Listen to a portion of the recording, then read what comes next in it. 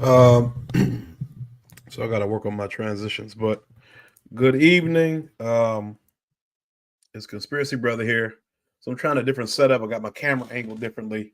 I got my light set up differently. Got my mic set up differently. So um, hopefully this works better. I've got to remember to look up to make eye contact with my camera, but I've got limited space, and so trying to do all this stuff in limited space, got to be a little bit creative.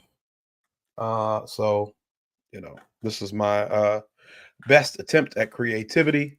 Um, I'm going to be trying to make sure that I stay on top of the comment section. Going to make sure that I try to stay on top of the banner. Going to try to make sure that I've got some feedback that I should read the comments and not just reply to them. So I'm going to try to do my best to read the comments as well as reply to them. So again, this is a one-man show. This is episode 2 on my channel, my show, A Look Underneath with Conspiracy Brother. Simultaneously, we're streaming on the Freeman Collective YouTube channel as well. So um, I'll try to make a playlist so that the Conspiracy Brother content is separate, and whenever we do, separate shows or the main Freeman Collective show will be its own separate playlist, and then whenever we upload like content that is specific to us, it'll be on our own individual playlist within the channel, and then you can find us on our various channels as well. So again, you can look for me at conservative at Conspiracy Brother TFC, and you'll find my page, or you can look at A Look Underneath with Conspiracy Brother. You can look that channel up on YouTube. Right now, I have the one video that we did Thursday, and now we're going to have this one up after we finish today. So, like I said, because I'm a one-man show, don't have a producer or anybody else behind the scenes helping me out. I am trying to make sure that I can kind of do a couple things at one time, getting my my article ready, getting my media ready, and all that other stuff. So it's a work in progress, but I hope that you can give me some grace as we kind of go on this journey together. Um, and when we left off Thursday, we were talking about uh, Angola prison in Louisiana, talking about the size. We were talking about the situation with one of the inmates. I'll pull it up. I'll pull it up just so I can make sure that I'm not um, trying to guess. So this is after the Civil War, the 13th Amendment's exception clause that allows for prison labor provided legal cover to round up thousands of mostly young black men. Many were jailed for petty offenses like loitering and vagrancy. And last Thursday, we looked up vagrancy, and loitering was really just being out, and vagrancy was homelessness. So you took people who were slaves, who were property, and you made it a crime for them to exist in the state of freed slaves. So being homeless was made a crime, punishable with prison, and being outside, just gathered in a group, is a crime as well. So um, let's see. Okay, I've got sound is good. Okay, good to hear. They then were leased out by states to plantations like Angola, and some of the so also to backtrack. At one point in time, Angola was a plantation owned by one of the largest slaveholders in the country. So the prison that is now, you know, um, 18,000 acres of land one of the largest slave, I guess, modern slave facilities in the world, or the country at least, was also one of the largest plantations. Um, some of the companies, biggest companies, including coal mines and railroads, they were routinely whipped for not meeting quotas while doing brutal and often deadly work. So I want to say, forget now, but if you remember they call them tall tales, like Paul Bunyan and Pecos Bill, and John Henry was a tall tale. He was a steel driving man who claimed he could beat a machine, hammering spikes into the road to break up the ground um, for the railroad. Well, they say that there actually may have been a real man named John Henry who was actually very short, maybe like 5'3" to 5'6", and the job that he worked would have been laying or digging tunnels to lay dynamite to blow up to make routes for train tracks, and that the job that he did was difficult because it created a lot of dust, and that he may have died at a fairly young age due to dust inhalation. So, like silica, that sand and uh, soot getting in his lungs would have caused him an early death. Um, I could look it up to get into the specifics of it, but this is probably going to take longer than I'm expecting anyway. And so, because of that, I want to try to, as much as I can, streamline this. So, we'll go to, it says photo gallery, prison labor over the years. Okay, so here is this is 1966 photo, shows a whole squad walking to a work area at the Ellis unit of the Texas Department of Corrections in Huntsville, Texas. And 66, if you all remember, my father's friend and his family, the 14 of them fled Mississippi in 1966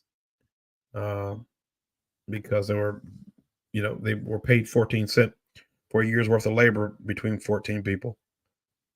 Let's see, next picture. This 2004 photo shows prisoners lining up for work call in a yard behind fencing and razor wire at the Louisiana State Penitentiary in Angola, Louisiana.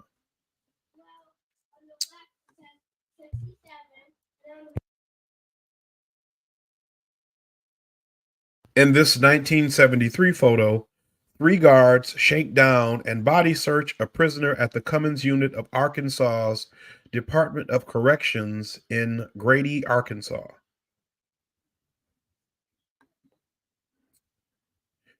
This 1966 photo shows whole squad at work at the Ellis unit of the Texas Department of Corrections in Huntsville, Texas. At least they get to wear white, so maybe it's not as hot. Let's see. In this 1975 photo, a prisoner picks cotton at the Cummins unit of Arkansas's Department of Corrections, Cummins unit in Grady, Arkansas. So again, you have these same people who most likely descended from people who were picking these same fields, over 100 years ago, right? It would have been 110 years ago that the Emancipation Proclamation was signed.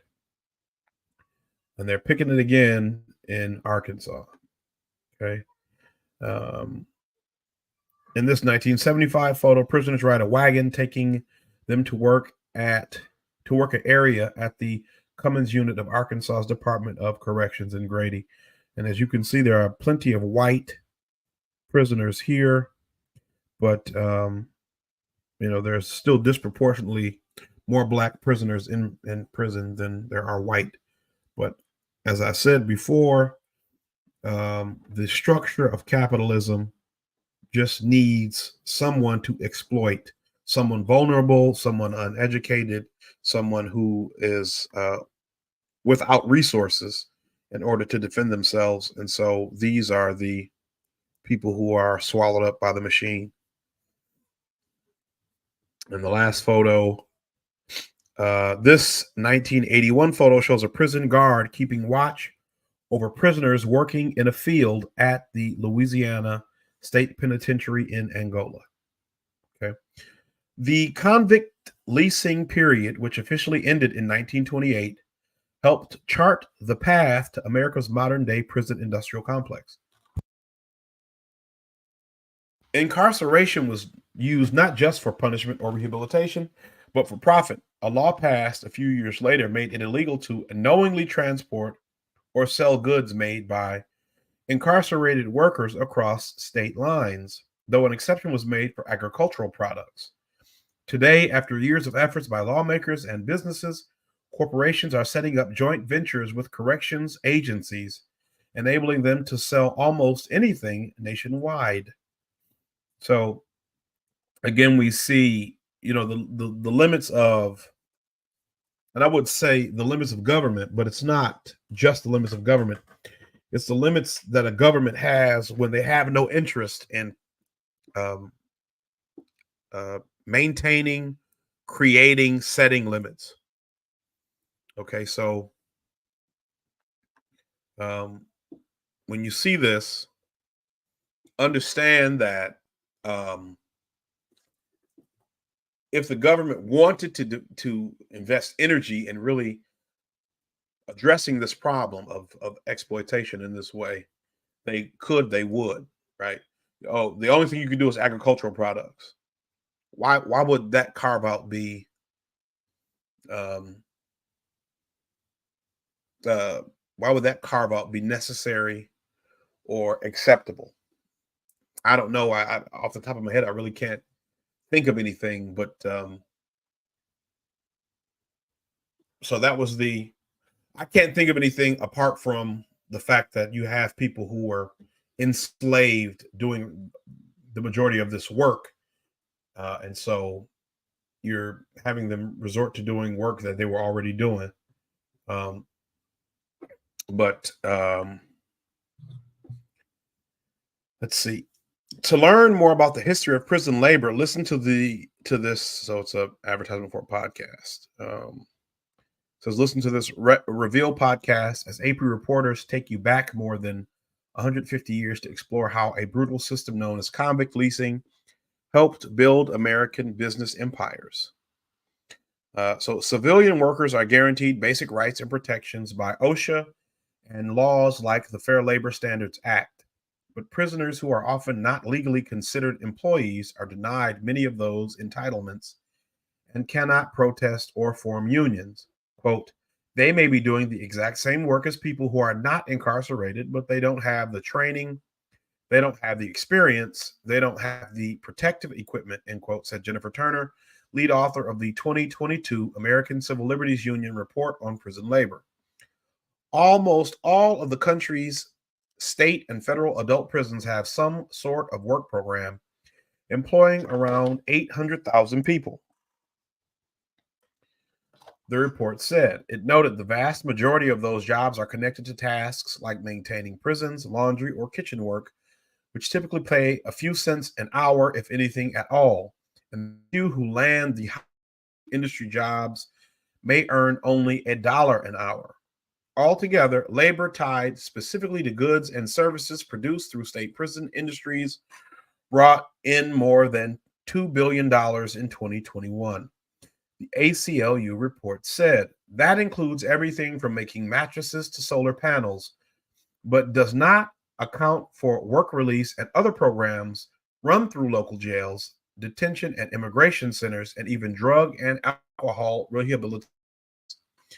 Some incarcerated workers with just so that's saying that even people on work release and in rehab, drug and alcohol rehab, and even immigration centers and detention centers are working to produce goods and products that they're being underpaid for. So that doesn't even account in the $2 billion that they made in 21. Some incarcerated workers with just a few months or years left on their sentences have been employed everywhere from popular restaurant chains like Burger King to major retail stores, and meat processing plants. Unlike work crews picking up litter in orange jumpsuits, they go largely unnoticed, often wearing the same uniforms as their civilian counterparts. So that says David Faribault, director of the Agricultural Division for the Arkansas Department of Corrections, holds rice at the Cummins unit. And then prisoner Christopher Terrell stands near a tractor at the Cummins unit of Arkansas Department of Corrections. In Gould, Arkansas, the biggest operations remain in the South, and crops are still harvested on a number of former slave plantations, including in Arkansas. Most larger farms have mechanized using commercial-sized tractors and trucks for corn, rice, and other row crops, but prisoners in some places continue to do work by hand. I wanted to talk about this since we're talking about Arkansas. Let me just bring this up. It's from a Newsweek article, 2017. Let me share this tab instead. So it says Twitter erupts over news that Hillary Clinton used black prison labor while First Lady of Arkansas. Published June 7th, 2017. So here's Hillary Clinton with the book It Takes a Village. I guess she wrote that book. First Lady Hillary Rodham Clinton talks about her new book, It Takes a Village, at the Arkansas Children's Hospital in Little Rock on January 16th, 1995. Clinton talks about using black prison labor in the governor's mansion. Twitter users have reacted with surprise and fury over excerpts from Hillary Clinton's 1996 book, It Takes a Village. On June 6th, Jeanette Jing, an activist with over 33,000 followers on Twitter, who supports Clinton's Democratic opponent Senator Bernie Sanders, shared 2 pages of the work in which Clinton reminisces about the black prisoners who worked in the Arkansas governor's mansion she shared with her husband, Bill Clinton, who led the state from 79 to 81 and 83 to 92. Quote, when we moved in, I was told that using prison labor at the governor's mansion was a long-standing tradition, which kept down costs, quote, end quote, Clinton writes. She adds that most of the workers were convicted murderers, and she became friendly with, quote, a few of them, African-American men in their 30s who had already served 12 to 18 years of their sentences, end quote. Despite her alleged friendship with these men, Clinton tells her readers, quote, we enforced rules strictly and sent back to prison any inmate who broke a rule, end quote. Despite having no psychological qualifications, she later asserts that these men did not have, quote, inferior IQs or an inability to apply moral reasoning, end quote, but instead they may have been, quote, emotional illiterates, end quote. Clinton makes no mention of whether the men received any money for working for her or her husband. A 2016 article from Mother Jones notes that when it comes to prison labor, quote, some states, including Texas, Arkansas, and Georgia, do not pay inmates at all, end quote. On Twitter, Jing wrote that, quote, Hillary Clinton was a direct participant in what Sam Sway correctly described as modern slavery, end quote. So, I'll read a little more. Jing, who also refers to a June 5th Twitter conversation about the Clintons' use of prison labor from Samuel Sin-Young Wei, an activist, data scientist, and policy analyst. In a string of tweets, Sin-Young Wei talks about his experience of visiting the Louisiana state legislature and finding black prisoners serving white lawmakers for free. Sin-Young Wei adds that the state has the world's highest incarceration rate, with black people making up 66% of the prison population. By comparison, black people make up 32% of Louisiana's total population. So, I'll stop there with that article. And then there's a picture I wanted to show. Let's see. Yeah. Let's see. It says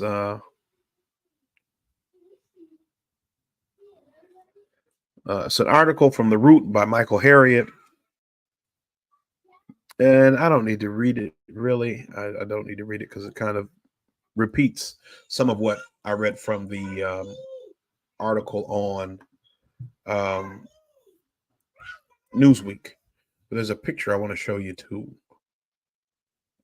Let's see. Let's see. Let's see. Let's see. Let's see. That should be.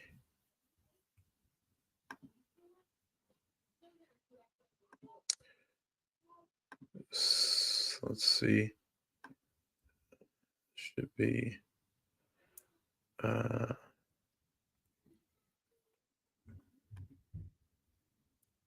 so I'm going to show you this image. It's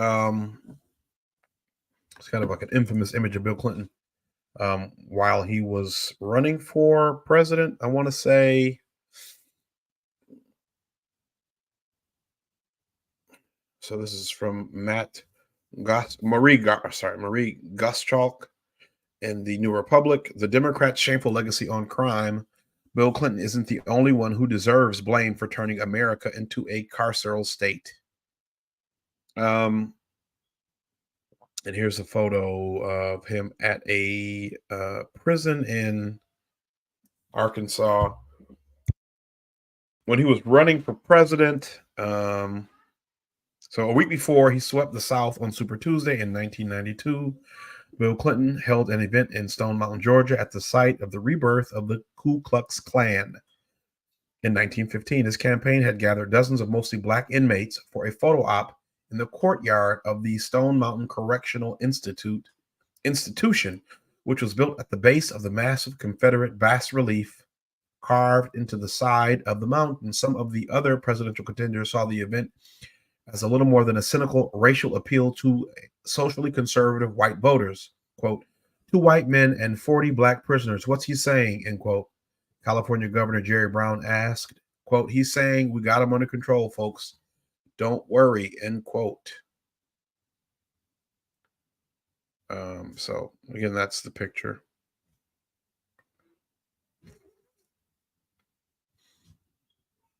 And oh, I wasn't sharing it. So here's the picture. So this is the first black president, right? Went in Arsenio Hall and played the saxophone. First black president. That's him. William Jefferson Clinton with his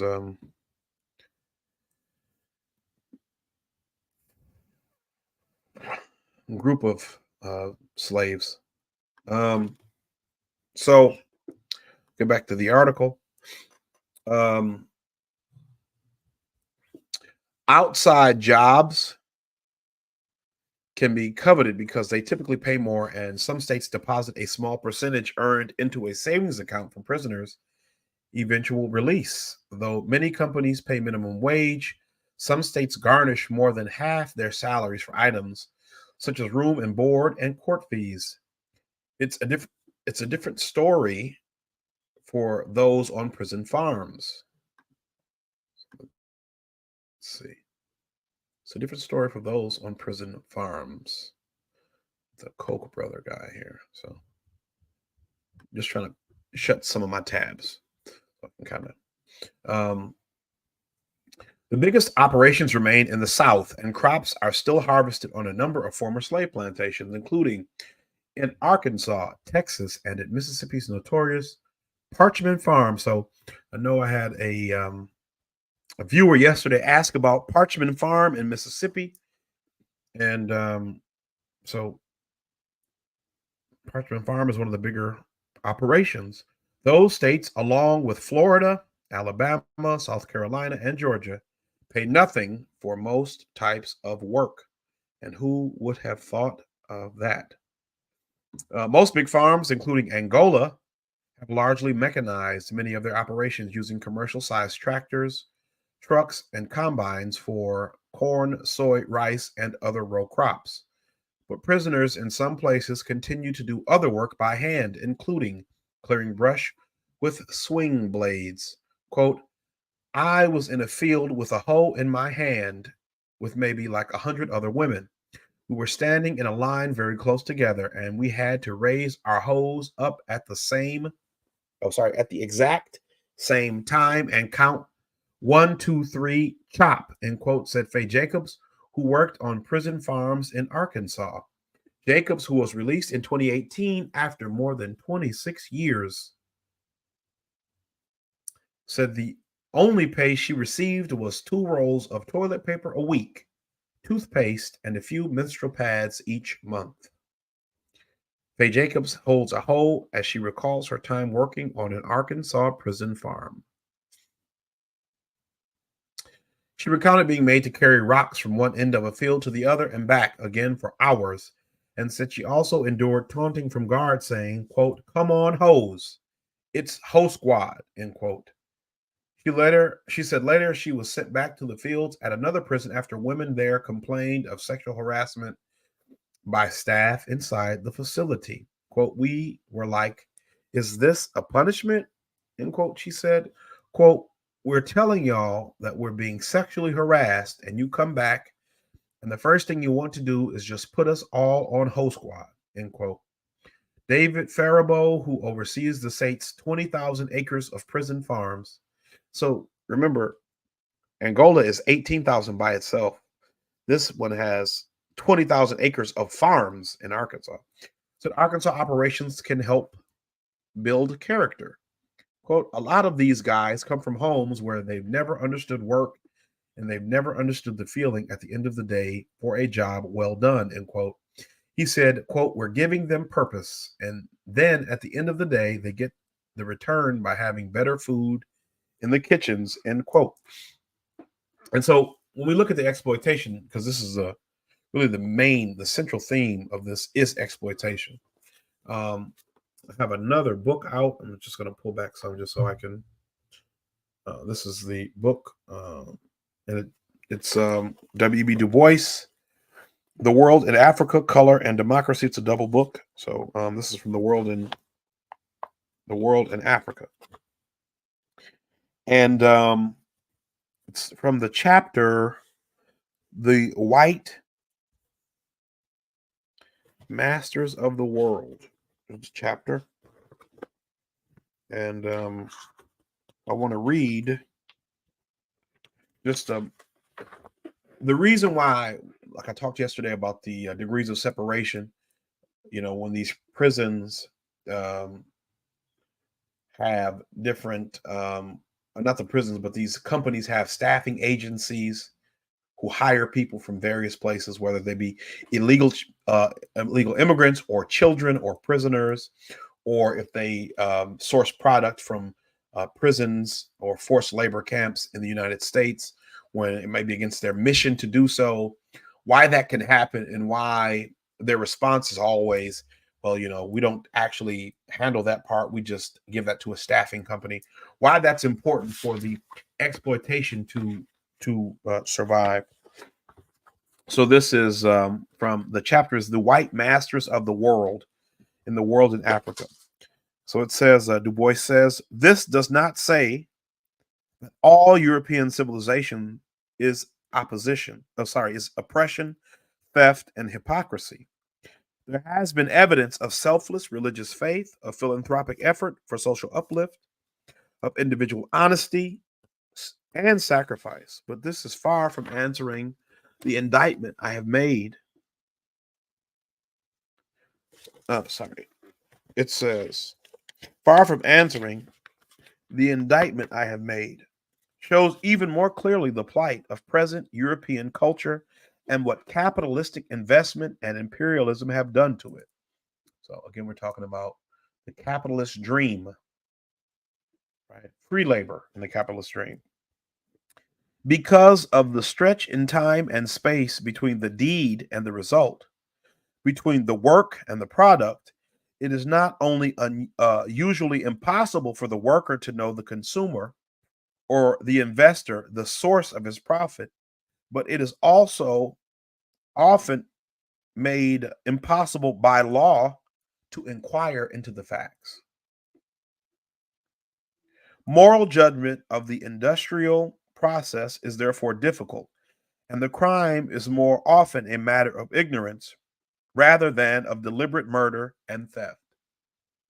Willful ignorance is still ignorance, but it's ignorance with the intention of not knowing. So I don't think I would consider that the same as not being able to know. But again, there is no ethical consumption. Uh, but ignorance is a colossal crime in itself. So even though I added my own to it, Du Bois agrees. When a culture consents to any economic result, no matter how monstrous its cause, rather than demand the facts concerning work, wages, and the conditions of life whose results make the life of the consumer comfortable, pleasant, and even luxurious, it is an indication of a collapsing civilization. Here, for instance, is a lovely British home with green lawns, appropriate furnishings, and a retinue of well trained servants. Within is a young woman, well trained and well dressed, intelligent and high minded. She is fingering the ivory keys of a grand piano and pondering the problem of her summer vacation, whether in Switzerland or among the Italian lakes.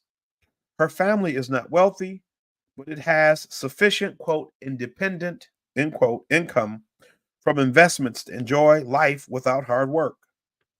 How far is such a person responsible for the crimes of colonialism? It will, in all probability, not occur to her that she has any responsibility whatsoever, and that may well be true. Equally, it may be true that her income is the result of starvation, theft, and murder, that it involves ignorance, disease, and crime on the part of thousands, that the system which sustains the security, leisure, and comfort she enjoys is based on the suppression, exploitation, and slavery of the majority of mankind.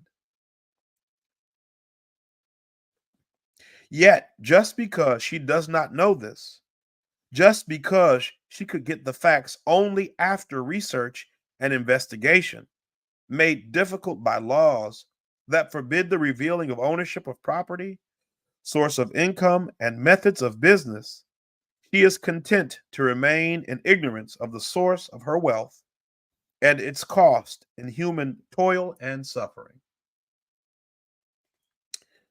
The frightful paradox that is the indictment of modern civilization and the cause of its moral collapse is that a blameless, cultured, beautiful young woman in a London suburb may be the foundation on which is built the poverty and degradation of the world.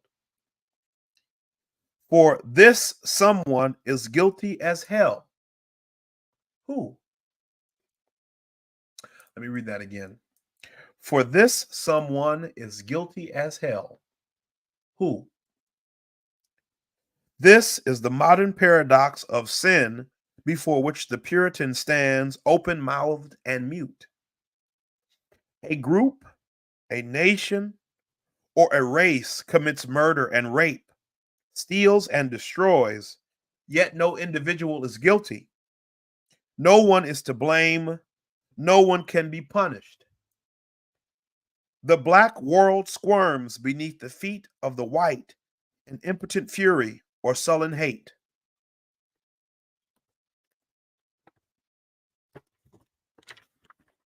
The whole world emerges into the syllogism of the satisfied. Quote, this cannot be true. This is not true. If it were true, I would not believe it. If it is true, I do not believe it. Therefore, it is false. End quote. Only an Emerson could see the paradox. O all you virtues, methods, mights, means, appliances, delights, reputed wrongs and braggart rights, smug routine and things allowed, minorities, things under cloud. Hither take me, use me, fill me, vein and artery, though ye kill me. In 1945, Jan Smuts, Prime Minister of South Africa, who had once declared that every white man in South Africa believes in the suppression of the Negro, except those who are, quote, mad, white mad, end quote, stood before the assembled peoples of the world and pleaded for an article on, quote, human rights, end quote, in the United Nations Charter. Nothing so vividly illustrates the twisted contradiction of thought in the minds of white men. What brought it about? What caused this paradox? I believe that the trade in human beings between Africa and America, which flourished between the Renaissance and the American Civil War, is the prime and effective cause of these contradictions in European civilization and the illogic in modern thought and the collapse of human culture. For this reason, I am turning to a history of the African slave trade in support of this thesis. And so that's the end of that chapter. But when you understand the contradiction he's talking about, which I mentioned when I listed the names of the different corporations, Target, who has a DEI program, who prides itself on being open and inclusive, using slave labor through the prison system. McDonald's, every February has the 365 black motto that it uses. And it changes its logo to something red, black, and green, or kente cloth, or dashiki patterned. Uses slave labor by way of prisons. And they profess a DEI model for, the majority of these companies. And they always try to preface this and, it saves the taxpayer money. It saves the consumer money. And this is how they try to make you complicit and mentally in accepting this process.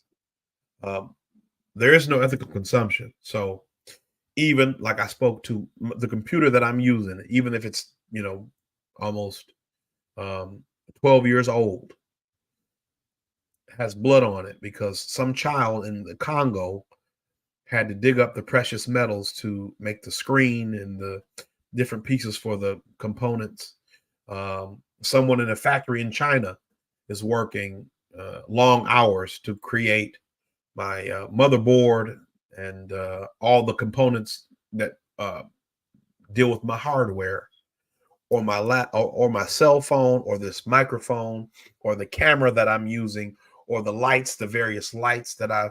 So, there isn't something that we can do to alleviate our participation by simply making a simple consumption or consumer decision.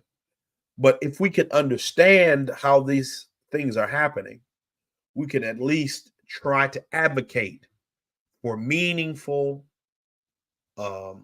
long-lasting change to be made, right? We don't have to continue to participate after we become aware of it. We can advocate for something better, right? So let's get back to the article. So, prisons with agricultural programs. Data from the Prison Agricultural Lab at Colorado State University show what kinds of agricultural work are being done in prisons. Some prisons are additionally identified as generating revenue from these activities. I just need to take a drink, so please give me 1 second.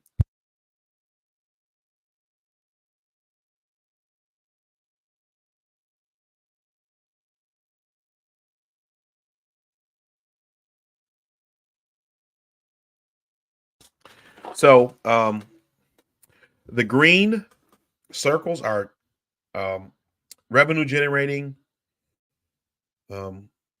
prisons. So you have a lot in California.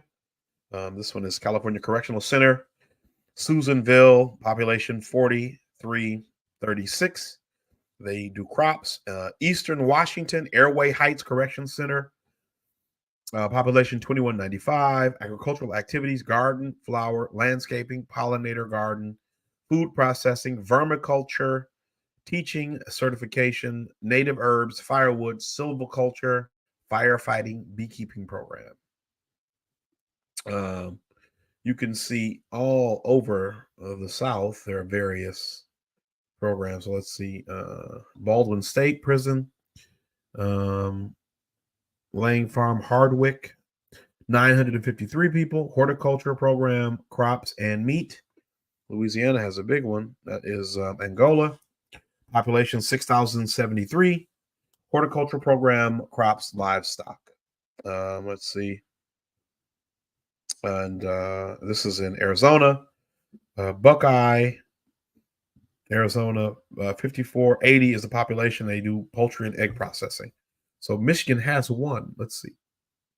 It is Women's Huron Valley Correctional Facility in Ypsilanti, population 2213. They do horticulture program, garden, greenhouse, landscaping, pest management, and a farmer's market. So I don't have any details on it. Don't know if there are any, regulations on it. You see, there are a lot in Virginia. Seems like almost everyone in Virginia is a money maker or a revenue generating. Mississippi, Parchman. It's a population of 3,289. They do crops and greenhouse.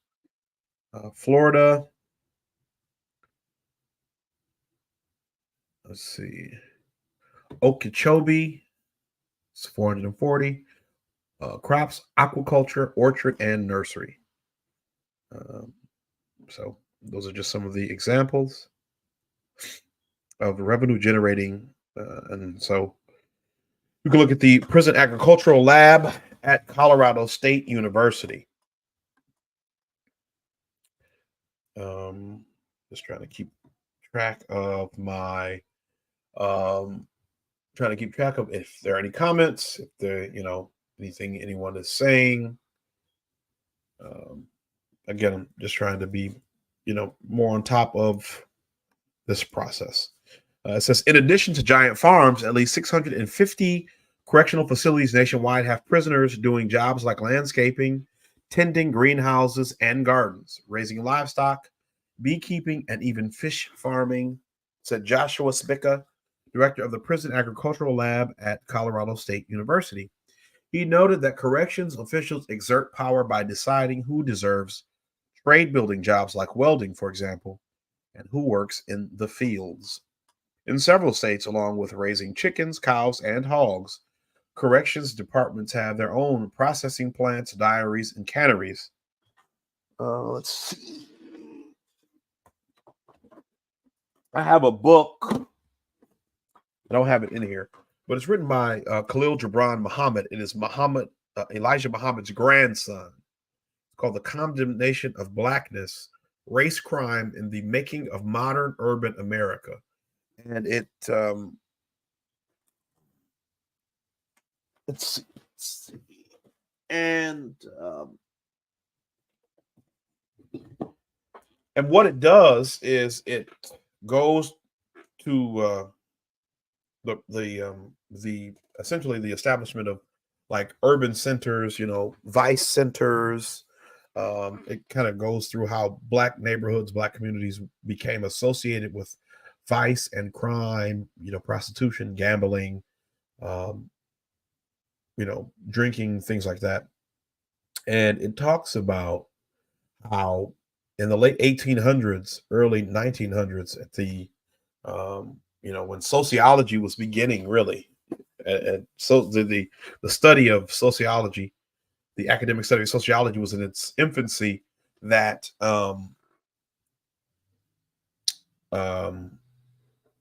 they had already determined that the greatest deterrent for crime was education.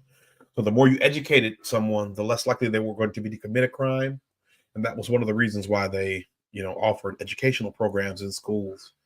Not in schools, but in prison. So you could get a college degree, you could get a GED, because that was one of the best indicators of whether a person um, would go to prison or return. So recidivism rates went down significantly. And it's no coincidence that while George Bush was president, he cut funding to those types of programs so that you could not go to, because you at one point in time you could go to, and some states have prisons that still allow that at the state level, but he cut the federal funding for that. So let's see.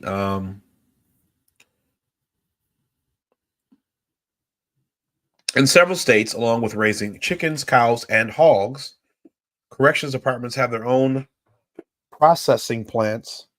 One second.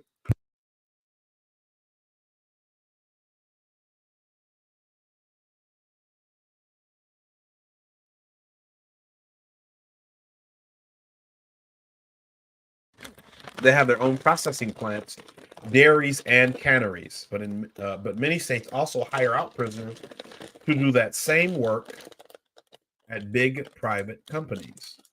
The AP met women in Mississippi locked up at restitution centers, the equivalent of debtors' prisons, to pay off court mandated expenses. They worked at Popeye's Louisiana Kitchen and other fast food chains, and also have been hired out to individuals for work like lawn mowing or home repairs. Um, Now, I I'm not a lawyer. Um, Never have I claimed to be a lawyer. But I thought debtor's prison was illegal in this country. I thought it was illegal. I thought, that whole concept, like you couldn't be sent to prison for um, owing a debt. Maybe it's just private debt. Maybe it's not. Maybe it's not debt to the government, which would be like the court. But not only are you being forced to work at places, but you can be forced to do home chores for people, home repairs and lawn mowing. That sounds like slavery. Quote, there is nothing innovative or interesting about this system of forced labor as punishment for what, in so many instances, is an issue of poverty or substance abuse, end quote, said Cliff Johnson, director of the MacArthur Justice Center at the University of Mississippi. In Alabama, where prisoners are leased out by companies, AP reporters followed inmate transport vans to poultry plants run by Tyson Foods, which owns brands such as Hillshire Farms, Jimmy Dean, and Sara Lee. And nobody doesn't like Sara Lee, along with a company that supplies beef, chicken, and fish to McDonald's. The vans also stopped at a chicken processor that's part of a joint venture with Cargill, which is America's largest private company. So I said that. I said it was the largest meat processor, but it's the largest private company. It brought in a record 177 billion in revenue in fiscal year 2023 and supplies conglomerates like PepsiCo. Though Tyson did not respond to questions about direct links to prison farms, it said that its work release programs are voluntary and that incarcerated workers receive the same pay as their civilian colleagues. Some people arrested in Alabama are put to work even before they've been convicted. An unusual work release program accepts pretrial defendants, allowing them to avoid jail while earning bond money. But with multiple fees deducted from their salaries, that can take time. So you're in a situation where maybe I don't know. I don't know if somebody who's not guilty, I imagine somebody who's not guilty would still agree to something like this because if, if you've accepted a plea deal because the lawyer, your public defender, the police, the prosecutor says, hey, if you accept this deal, we will, give you probation or some lie. You might be willing to take this and still bond out. And I mean, we already know that with the cash bail system, You'll have situations where you are innocent, but because you know you can't afford the bail to get out, you may. So basically, it's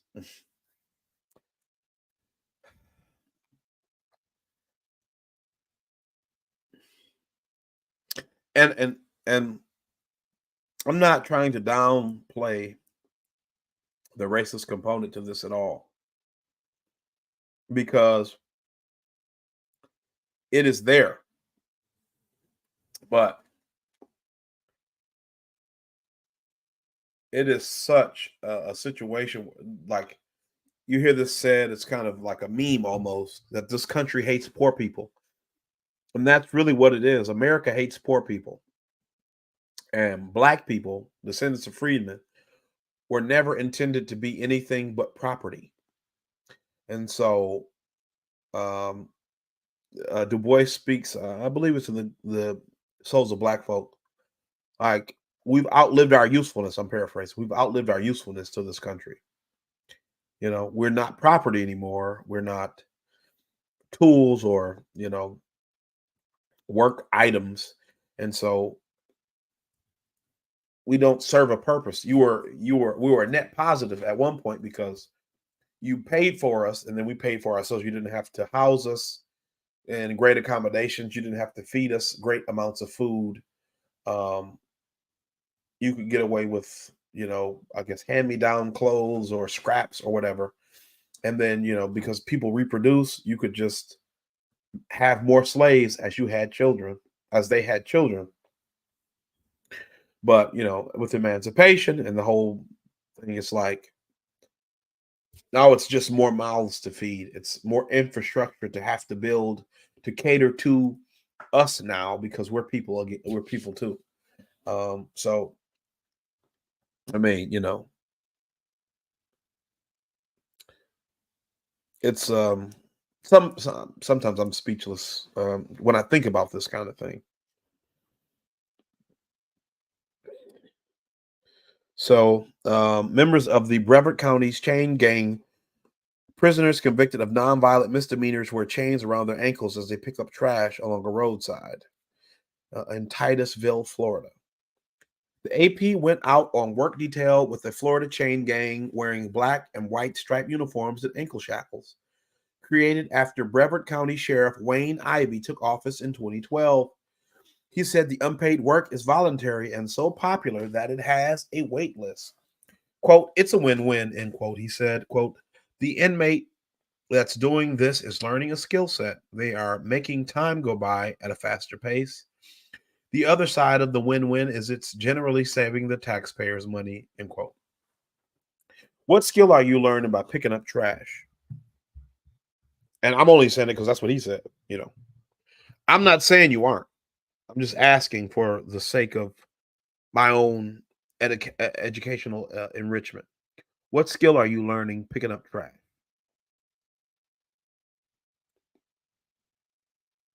And again, like you're saving money. And that's like a weird thing to say because like you could make that justification to not pay anybody to do work. We could make that same justification for teachers. Hey, let's just stop paying teachers. It'll save the taxpayers money. Let's stop paying politicians. That would really save us money. Stop giving them lifetime pensions. Stop giving them security detail. Stop giving them cost of living adjustments. Stop paying them $175,000 to $250,000 a year when the average American makes, I think the median pay is $70,000. That'll save us money. Make them pay for their own flights. Make them pay for their own trips. Don't give them, 5 months off a year vacation, paid vacation. You know what I'm saying? Like they want to always talk about saving taxpayers money. And that's the way they shift the burden of what is being done onto you and me. Because now you make it like, oh, well, this is a benefit to me. You have given Ukraine $120 billion over this, at least over the span of 2 years. And you want to give them 60 more billion. You've given Israel um, At one point, Obama was in office. They got 30 billion over 10 years. And I think with this ongoing conflict, genocide, you're trying to give Israel like $17 billion. They don't pay taxes to the United States. Wouldn't that save tax money? Now, I get that this is a sheriff saying this and not a, but everybody throughout this process has said that slavery is justifiable. Forced labor is justifiable because it saves taxpayers money. And what I'm saying is, let's start at the top. How many living senators and members of Congress are we still paying health care for? How many former presidents are we, pensions are we paying for these people? That would save taxpayers money. Make them get private health insurance like all of us do. Let them get paid the median wage like all of us do. I lived in DC. The people in DC don't make more money because they live in DC. So why should the politician, why should a senator, why should a member of the House of Representatives make more money because you live in DC or somewhere else expensive? People in New York don't get paid extra money because they live in New York. People in California don't get paid any more money because they live in California. So why should the politicians from these states and cities make more money? Figure out a way to survive like the rest of your constituents. That would save the taxpayer money. But slavery, forced labor, and see the situation, it wouldn't be so bad if the hypocrisy, if the United States would just say, hey, we really just talk a lot of BS, but we do what we want to do. And, if anybody's got a problem with it, they could just come see us. I would at least respect what they were doing more. But you try to couch all of the things you do in some higher moral authority. Reagan would say, America is the shining city on a hill. Whose hill and what light? But again, Reagan was, he was probably at the same, mental capacity as Joe Biden, honestly. When you get down to it, he was probably right where Joe Biden is. So, but he was probably, it's a toss up between him and George Bush about who is the worst president in my lifetime. And I guess, you have to throw Biden in there at this point because, man, he's terrible. And he's also contributed to the, making America essentially a penal colony. America is a penal colony slash weapons manufacturer with a government attached.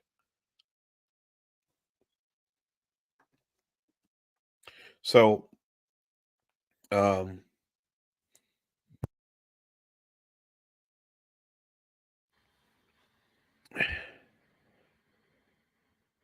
he said, Ivy said it's the sheriff said it's one of the only remaining places in the country where a chain gang still operates.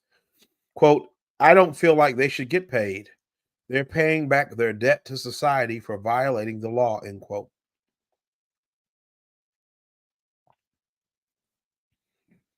Brevard County Sheriff Wayne Ivy.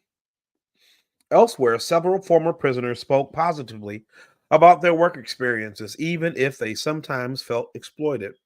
Quote, I didn't really think about it until I got out, and I was like, wow, I actually took something from there and applied it out here, end quote, said William Buck Sanders, adding, he got certified to operate a forklift at his job stacking animal feed at Cargill while incarcerated in Arizona.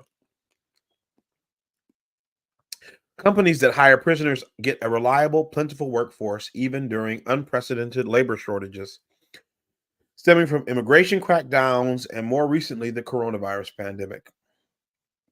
In March 2020, though all other outside companies were halted,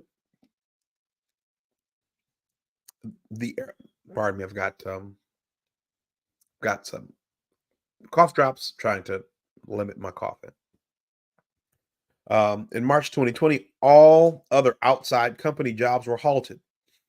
The Arizona Department of Corrections announced by about 140 women were being abruptly moved from their prison to a metal hangar-like warehouse on property owned by Hickman's Family Farms, which pitches itself as the Southwest's largest egg producer.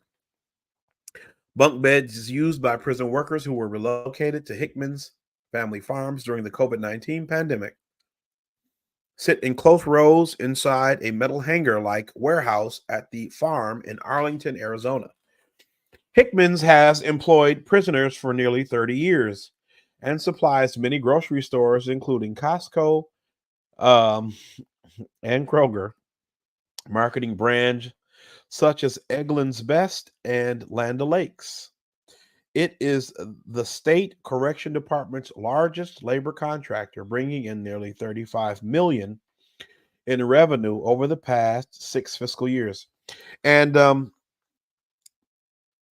the Freedman Collective, I've talked about this. I've got to kind of remember that this is not the Freedmen's Collective. This is a separate show that I'm a separate channel. But on the Freedman Collective, I talked about this. What happens when you have these different states willing to make tax concessions to companies and corporations to come there for jobs is you have a race to the bottom.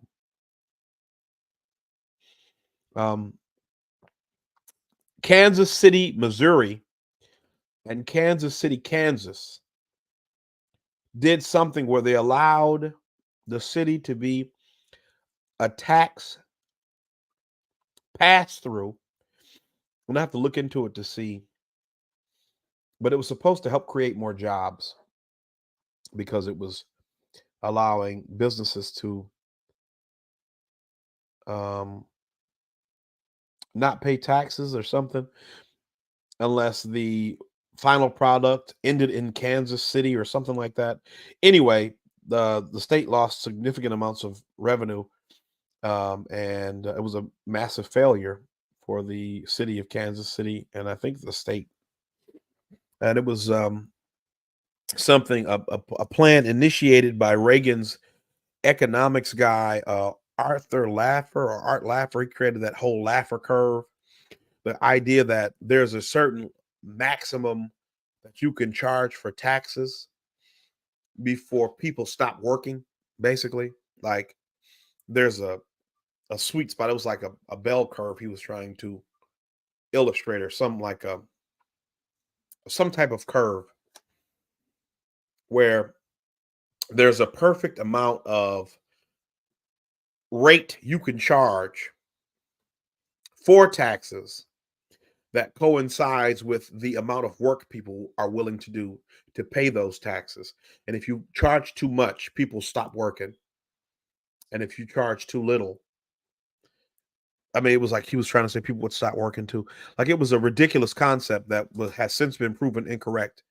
And his last name is Laffer, Laffer, and he should be laughed out of everywhere that he comes or goes because he's an idiot. Ronald Reagan was an idiot, and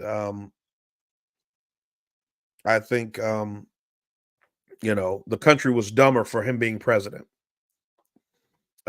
So I think pretty much every bad thing that you can look at in modern American society can be traced back to Ronald Reagan in some capacity. But Joe Biden definitely has a hand in it too because he's been in politics for like almost 60 years. So with that level of engagement, his hands have definitely been on things too. So let's get back to the article. I'm actually moving kind of quickly, so I may finish today. Won't have to make a part 3.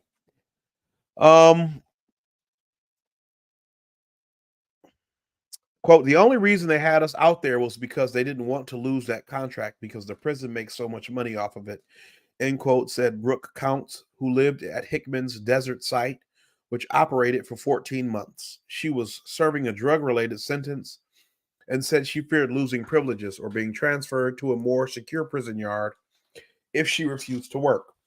Counts said she knew prisoners who were seriously hurt, including one woman who was impaled in the groin and required a helicopter flight to the hospital, and another who lost part of a finger. Hickman's, which has faced a number of lawsuits stemming from inmate injuries, did not respond to emailed questions or phone messages seeking a response. Corrections Department officials would not comment on why the women were moved off site, saying it happened during a previous administration. But a statement at the time said the move was made to, quote, ensure a stable food supply while also protecting public health and the health of those in our custody, end quote. Some women employed by Hickman's earned less than $3 an hour after deductions, including 30% taken by the state for room and board, even though they were living in the makeshift dormitory. Quote, while we were out there, we were still paying the prison rent, end quote, Count says, quote, what for, end quote. In a sweeping 2-year investigation, the Associated Press and U.S. prison labor found U.S. prison labor tied to hundreds of popular food brands. The goods ended up on shelves of most supermarkets and are also exported. Let's see. Loading it. Breast cancer cells multiply because of CDK4/6 proteins. By blocking the protein, He's turning Tyson's Foods. He's turning into Tyson Foods. A hidden, intricate web links hundreds of popular food brands to work done by U.S. prisoners. A 2-year Associated Press investigation found that everything from grains, meat, eggs, and milk had been grown, harvested, or produced by incarcerated people. And their labor finds its way into the supply chains of some of the most recognized brands and largest food companies in the world. We followed as cattle raised at the Louisiana State Penitentiary were transported to a meat processor in Texas. From there, the beef ended up in the supply chains of McDonald's, Burger King, and major grocery stores. I feel like I had become a slave, a product of the convict system, because everything that I was doing was profiting the prison.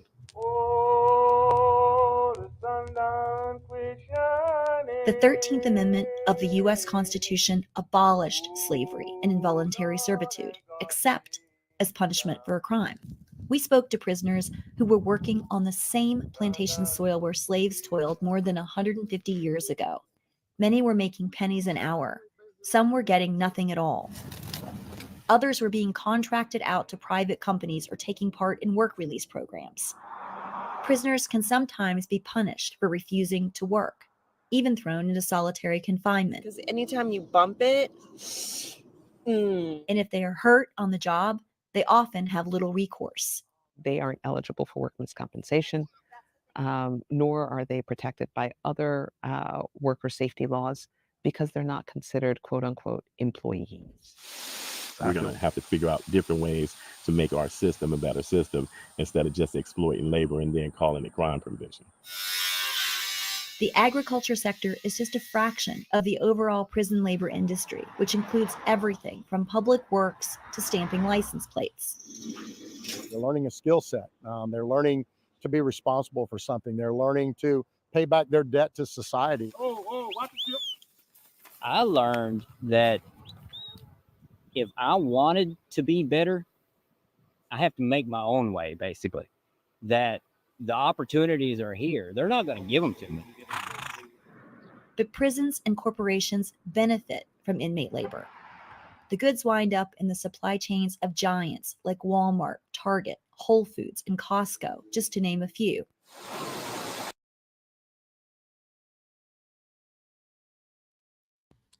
Let me just say, that's a reasonable understanding of the situation, right? If you want to do better, try harder. Fantastic idea. You know how much it costs to learn to ride a horse? You know what I'm saying? Like, I get it. You do have to try. You can't just resort to a life of criminality because you want things and they're hard to come by. But there's got to be a middle ground. What up? What up? We got brother Gerard in the comments. What up? What up? But you have to have something else that would allow you to see a better way, right? It can't just be, well, you know what? I'm in prison strictly because it's my fault. Like I showed in the video Thursday. Okay, I'll let me send you the I'll send you the link. Let me send you the link. I'll add Brother Gerard to the panel. So what happens is you have this idea, I got to try harder. When I showed you and talked to you about how the president's son is smoking crack and nobody is paying the price for it. And so if we allow ourselves to just believe that, it's all our fault, everybody who's in a bad shape, it's purely your own fault. And it's not, like I've said about specifically Freedmen, it's not the product of laws that target our community or even poor and working class people in general. Being in situations where you don't have the means to fight a case or to present your innocence. Then what happens? Right? And pardon me if I'm but so I sent you the link. Okay, I got a comment. Big bro, what's up? What is up, Jay Nice? Glad to have you back again. So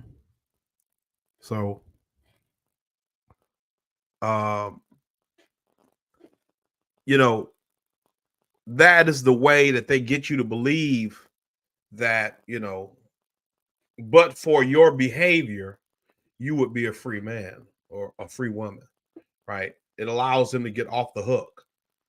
When we've gone just briefly over the ways.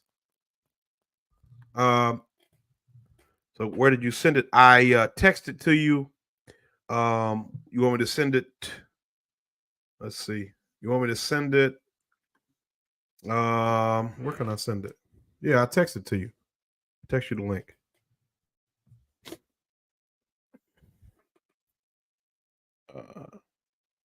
But you have the situation where it's, but for your actions, you'd be a free man. And we went over just briefly how you are targeted specifically. Oh, okay. Let me, I can send it to your WhatsApp. Give me 1 second. I'll put it on the WhatsApp.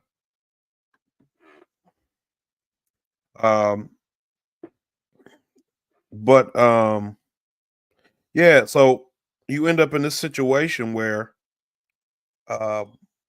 you're blaming yourself. You're victim blaming, essentially, right?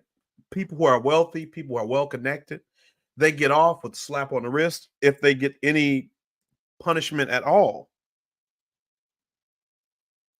And so we have to understand that. And one of the things that I've said before, so I send it to your WhatsApp. So one of the things I've said before is when you look at the whole concept of, America, if you work hard, you can be successful. If that were true, slaves would be the most successful people in the country. If hard work had a positive correlation with a positive return on investment or return on investment, if had a relation with return on investment. Here is brother Jay Rocky right here. What up? What up? Hey, man. Am I on? Yeah, you live, man. You live. Hey, we live and popping, man. I love that you bringing this Yeah. Freeman education and you know, this Freeman education back to everybody, man. So talk about it, bro. Yeah, most definitely. So, you know, that's what we have to understand. And I know it was a white guy who said it, but as I've spoken earlier, they have a tendency to still put stock in race. They still have this idea, you know, I'm white, I could be the next Bill Gates. I can be the next Jeff Bezos. I can be the next Mark Zuckerberg. Bro, you in jail. You gonna be the next Jim Bob. That's it. That's your ceiling. That's your ceiling. And so you need to try to figure out a way to advocate for a more just, not only future, but a present for all of us, right? Starting, like I said yesterday, it has to start with the reparations program, because fill me in, Stead. So fill me in, Stead. So this is just a part 2 episode I'm doing. I'm actually so I'm streaming this on the Freedmen's Collective, but I'm doing this episode is on my own channel as well. I started my own channel called A Look Underneath with Conspiracy Brother, and it deals with let me see if I'll minimize the screen a little bit. It's dealing with this article in the AP that talks about how there's basically a hidden prison labor network in the United States where you have, especially in the South, but kind of all over the country, different prisons with farms and agricultural operations where you have prisoners working there for free or, you know, little to no money, doing jobs like essentially slave labor. In the South, some of them on former plantations, you have black prisoners. So I'll just show. I'll zoom up so you can see some of the pictures. Okay. Just to kind of show you what I was talking about. Let me see. Like they were at Angola prison in Louisiana. So here is here on the right here. Terrible one, bro. Oh yeah. That's a terrible one, bro. Yeah. So here's that one. And that was Arkansas. Let me see. This is Angola here. I didn't know Angola. It said it was 18,000 acres. So it's larger than the island of Manhattan. And here's some pictures. Let me see. This is so sad that this is still happening in our lifetime, bro. Yeah. This is so sad. It's still happening today. Still happening in our life. Yeah, these pictures are older. I just want to leave. Bro. Right. Yeah. I mean, this is the reason why I want to leave, man. Like we're in the 21st century, and we're still dealing with conditions back in the 18th century. You know what I'm saying? Like this shouldn't be this way. Well, and that's the thing, you know. Because one of the common things that you hear from sheriffs, from Department of Corrections, from various people who are involved in these operations, you hear them saying things like, you know, it saves taxpayers money. But it's like with that justification, you could cut teacher salaries, you could cut police, you could cut politicians. You could cut the garbage man. I mean, you know, a lot of cities they're already cut, they're privatized, but you know what I mean? Like if we're justifying this inhumane practice of forced labor, on top of the fact that America doesn't even allow some companies to export goods if they were used or if they were produced with forced labor. Right. And you know, you want to kind of be a hypocrite and allow them or allow us to export goods out of the country. You know, I read a book, I read a page from W.E.B. Du Bois, The World in Africa, where he was explaining how the degree of separation from the exploitation and the beneficiary of that exploitation is intended to create an ignorance so that relationship can be sustained through that ignorance. And there's a couple other books, just passages I might read as we go on. I think I'm almost done with this article. So we can kind of just have an open discussion if you want after that. For sure. But let me see. I got 2 minutes left in this video. Let me follow the money trail. That's always going to get you back to where it is, man. Capitalism, unfortunately, leads to slavery, bro. Right, and that's what it drives it to the bottom. It drives it to the bottom, bro. Like we talked about, like we talked about with the taxation situation where, you know, when Amazon, I remember when Amazon was trying to put a second headquarters somewhere, and all these different states and cities were trying to offer them tax credits. Detroit was right there up there with them, and our city that we live in was trying to, you know, get that second headquarters. I remember that. It was like in 2014 or 2015, like we was vying to try to get that second headquarters. We was giving away the fucking barn, you know, to get them to come, you know, bring, you know, quote unquote middle class jobs here in Detroit. And what that does, you know, like you said, it's a race to the bottom, because if we're going to offer this tax break and then you offer this tax break plus incentive, I've got to offer more. And so, as you said, it's a race to the bottom. It's not about trying to build up our communities. And so, as a result of a race to the bottom, in order for states to make up budget shortfalls, you resort to having to use slave labor. You sign contracts with these corporations, with these factory farms, with these companies to supply them with agricultural materials, raw materials, you know, livestock or produce. And then, you know, the cycle has repeated. The history, the foundational moment of this country's existence has repeated after all these years. You know what I'm saying? Whatever lies that we have tried to tell ourselves about, you know, what we stand for or what we're all about as a nation, it's all hypocrisy. It's a lie. It's just a bold-faced lie. When you scream, again, it's a race to the bottom, bro. At the end of the day, that's what capitalism demands. You know what I mean? So I learned in business school. That we are responsible to the shareholders. The shareholders want to make the maximum amount of money off the minimal resources that are available.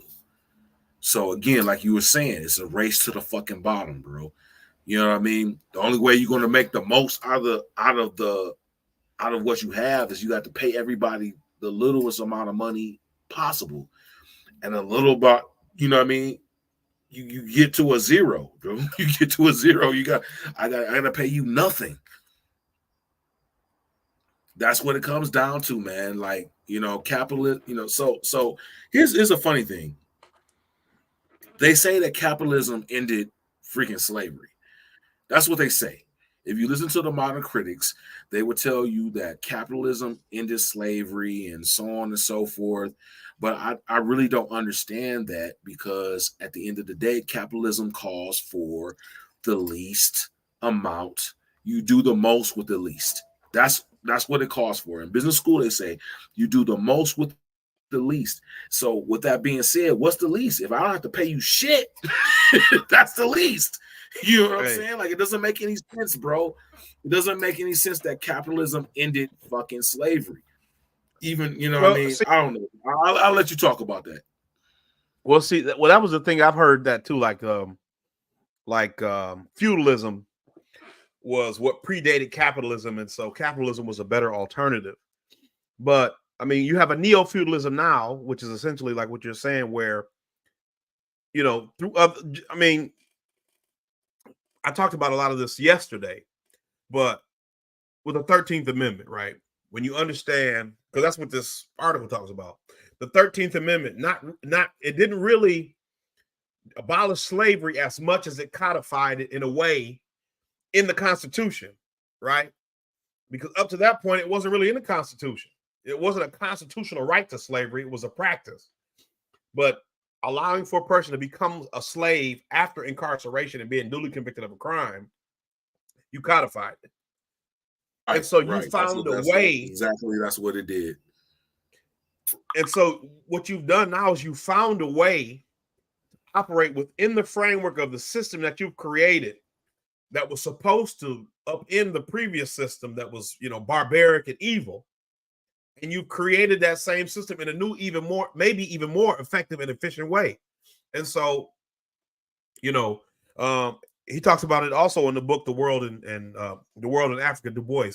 He says that the reason why the abolitionists in the North and in England were so adamant about getting rid of slavery had nothing to do with their actual concern for African people or Black people, but it had to do with the fact that they understood that the system of slavery, an agricultural industrial system built on slavery, was unsustainable because at any given moment, your slave could kill you. And at any given moment, they all wanted to kill you. And that's untenable. Long-term stability demands a consistency, right? Like you said in business school, they talk about a reduction in variables. How can we make sure we have as few variables as possible?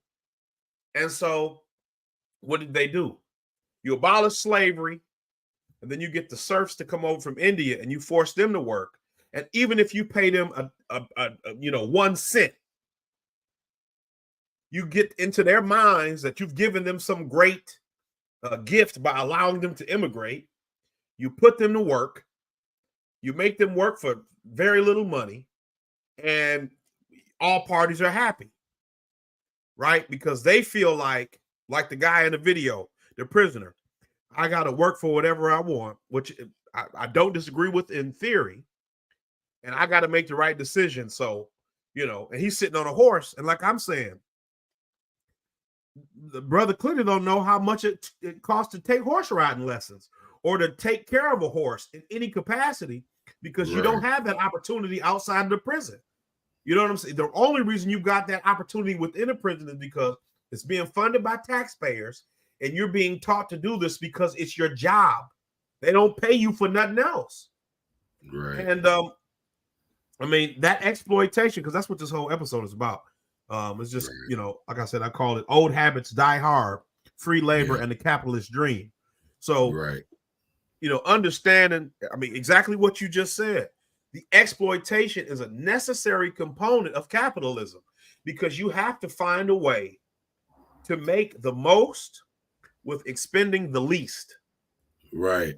And so, that's what capitalism demands. It demands that, bro. It demands you to fucking make, like you said, make the most off of the least. And it drives you to the bottom. And the bottom is slavery at the end of the day. Like, you have to have a working class that is going to, work to push all the profits to the top. You know what I'm saying?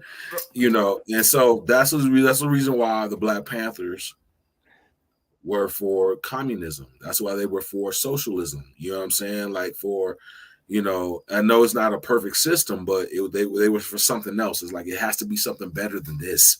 You know what I mean? It has to be something better than this, because this is what it drives. You know what I mean? It drives everybody to the bottom. And you got many different classes in between, different managerial classes that, benefit and support the system. But at the end of the day, it's a no-win system for most of the people. Only the top really kind of benefits, and everybody else suffers. And it's just like a bought-in working class, essentially, who pushes the profits up. When we did the video about Bacon's Rebellion and how they ensured that there was a racial division between the lowest classes in order to make sure that there would never be a movement or some kind of justice movement between working class whites and enslaved blacks, or working class blacks or poor whites, however you want to look at it, because you created this idea in the mind of poor whites that they could ascend to the levels of wealth and class status of wealthy whites. And while that can happen in a very small and lucky few people of any race, it is, overwhelmingly unlikely. A lottery system. Essentially. But so long as they can be, and this is why, we see, and I spoke about this just briefly before you came on, and you might have heard me, but before you came on the video. But, we have a situation where you want to talk about saving taxpayers' money by utilizing slavery, but you're giving $120 billion to Ukraine. You're trying to give them 60 billion more, and you've given them 120 billion at least, right? This is probably just cash money. We're not factoring in aid and other ancillary expenses. You want to give 17 billion to Israel after you've already promised to give them like 30 billion over 10 years and whatever extra monies they get. But you want to talk about saving taxpayers' money. The rug is already being pulled out from under you, and you refuse to accept it. There's always, some like a final straw that you claim that there is that we never get to see. Like you hear that a lot with people. Oh yeah, well, if they do this, I'm over it. I'm done. And it's never enough. There's never enough to get people to say, hey, we need to have some kind of revolution. We need to change things. We need to really try to form some kind of coalitions with people or do something different, because the country is getting out of hand. The income inequality, the wealth disparity, the wages, everything is getting so out of hand. You can't own anything. You can't buy anything. It's getting so ridiculous. We need to try to do something to change this, and they're not. It's like when we talked about the whole bottom B theory, right? And put mileage on the black community. That was our first video. You see that seems to be happening on a social level with the whole country, where we're always being pushed further and further over the edge to the point where you find relief in the thing that just 5, 6, 7, 8, 9, 10 years ago you would have called, a red line. Things are so far gone that your red line now, you hope to get to. You hope that it's just that far. You know what I'm saying? I agree with you, man, 100%, bro. Is this man, bro, this is why I'm back to the whole back to Africa movement. I know it's cliche at this moment, but bro, like I'm just a freaking one person just standing in this lane to say, like, I have to make choices based on my situation. I'm going to move where my dollars work the most best for me. You know what I mean? And it's not in America at this point. It's not in America. My choices is that, I have dollars. I make dollars. I make bro, I'm at the 20% percentile of Americans. I make about $80,000 or $90,000 a year. So, with that being said, I have to make choices on where is going to be the best beneficial for me and my family. And for me, is at this point in time is Africa, bro, because I can take that money and build a life way better than I could in the United States. And that's unfortunate. That is very unfortunate that's the way it is, but it is, that's the way it is at this point. You know what I mean? I have to make a clear line delineation on, I'm only going to live like maybe 20 something years, if that, as a black man. I'll be lucky if I make 70, you know what I'm saying? And so with that being said, I have to put my dollars and my, vote, to where it makes the most sense, where I can capitalize off of the money that I make, and it's not in this country anymore. Right. I mean, and I feel you. I've definitely looked into it myself, and as I'm getting older, I think it's something I should definitely look more into, because like I'm saying, and I talked about this Thursday, but it's getting to a point where America is going to be uninhabitable for the average person. It's going to be so the disparity between haves and have-nots is going to be so great that you basically be living in a third world country. Where or you look at like a Brazil, where the wealthy in Brazil live as good as anywhere, and the poor are as poor as anywhere. And so, that's where America is headed. That's where it's going, bro. That's where it's going. That's the reason why I choose to be around, the other black people. You know what I'm saying? Like I know again, it's very cliche. It's very cliche. It's very cliche conspiracy, brother. It's very cliche, but I don't see no other way out, man. Like, you know what I mean? I'm gonna go, I'm gonna use these dollars while they're still good, because it may not be good in another 10 or 15 years. They may have some cryptocurrency or something like that that outdoes it. But like, as long as I can earn, dollars, and I can, purchase land and apartments or whatever the case may be at a lower cost point, because they're outbidding us, man. You know what I mean? They're outbidding us. I don't see a future in this country anymore. I'm sorry to say it, bro. Without reparations, and most of our people don't believe in reparations, bro. They don't. They're like, we don't need it, and all this other stuff, man. It's an uphill battle trying to get our people to believe in this cause, but they don't. And so, I will walk the line. I will, try to convince my people to make this a litmus test politically on that, but I don't know if it's going to get us to the promised land, as Martin Luther King said. I really don't know. So I mean, I agree with you on a lot of that.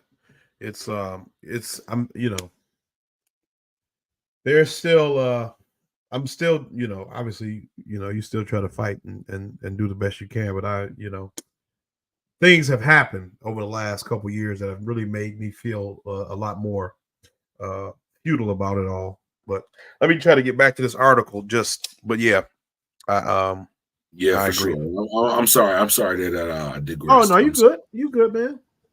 I think it's just good to break up, because sometimes the articles can get kind of long, and so but following the money. The business of prison labor is so vast and convoluted that tracing the money can be challenging. Some agricultural programs regularly go into the red, raising questions in state audits and prompting investigations into potential corruption, mismanagement, or general inefficiency. Nearly half the agricultural goods produced in Texas between 2014 and 2018 lost money, for example. And a similar report in Louisiana uncovered losses of around 3.8 million between fiscal years 2016 and 2018. A separate federal investigation into graft at the for-profit arm of Louisiana's correctional department led to the jailing of 2 employees. Correctional officials say steep farming expenditures and unpredictable variables like weather can eat into profits. And while some goods may do poorly, they note others do well. Prisons at times have generated revenue by tapping into niche markets or to state's signature foods. Let's see. Okay. During the 6-year period, the AP examined surplus raw milk from a Wisconsin dairy. During the 6-year period, the AP examined surplus raw milk from a Wisconsin prison dairy went to Belgioioso cheese, which makes Poly-O string cheese and other products that land in grocery stores nationwide, like Whole Foods. A California prison provided almonds to Minturn Nut Company, a major producer and exporter, and until 2022, Colorado was raising water buffalo for raw milk that was sold to giant mozzarella cheese maker Leprino Foods, which supplies major pizza companies like Domino's, Pizza Hut, and Papa John's. But for many states, it's the work release programs that have become the biggest cash generators, largely because of the low overhead. In Alabama, for instance, the state brought in more than $32 million in the past fiscal years after garnishing 40% of prisoners' wages. What's this? Cargill's barge terminal and headquarters near Minneapolis, Minnesota. Cargill and other commodity traders have in recent years scooped up millions of dollars worth of soy, corn, and wheat straight from prisons. So, let's see. In some states, work release programs are run on the local level with sheriffs frequently responsible for handling the books and awarding contracts, even though the programs are widely praised by the state. Employers and often prisoners themselves reports of abuse exist. In Louisiana, where more than 1,200 companies hire prisoners to work release, sheriffs get anywhere from about 10 to 20 a day for each state prisoner they house in local jails to help ease overcrowding. And they can deduct more than half of the wages earned by those contracted out to companies, a huge revenue stream for small counties. Jack Strain, a former longtime sheriff in St. Tammany Parish, pleaded guilty in 2021 in a scheme involving the privatization of a work release program in which nearly $1.4 million was taken in and steered to Strain, close associates, and family members.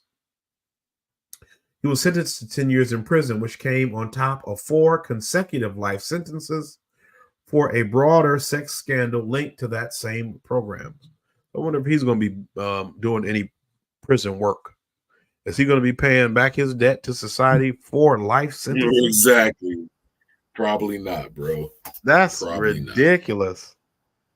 4 life sentences for sexual abuse? He had to be running some kind of brothel or something. You know what I mean? Right, right. He got more time for the sex abuse than he did for the money he took. 4 consecutive life sentences? That's severe. Only in America, bro. Only in America. Man. But like that's that, here's the thing, man. That's our original sin. Our original sin that we lied and talk, when I say we talking about America. America lied and said that these people, us being black, these Africans were less than, therefore we can sell them and do whatever we wanted to in order to better ourselves. So that's why nothing surprises me. Nothing. Like literally, my litmus test about America is that nothing surprises me because you started off originally on some bullshit. You started off with some bullshit to say that these people are less, so therefore we can do this to these people. You know what I'm saying? So like that's why it never surprises me. You know what I'm saying? Because a lie builds upon a lie and lie and lie and lie and lie and lie and lie, so on and so forth. Therefore, nothing surprises me about this whole system at all, because it's right. based on bullshit. If that makes sense. Right. Oh no, it makes. It makes perfect sense. It makes perfect sense. It makes perfect sense because that's that is this original sin. Like I said yesterday, that you remember Common's album B? It came out in 2004, and he got that song at the end called "It's Your World" Part 1 and 2, and his dad does that poem. Is that Kanye West? Yeah, Kanye produced a lot of the songs on it. Yeah, he did on that first comment. Yeah. And he says something like, his dad says, be mindful of asking a country built on free labor for reparations. And like that stuck with me forever, because that's kind of like, what do you think? You know what I'm saying?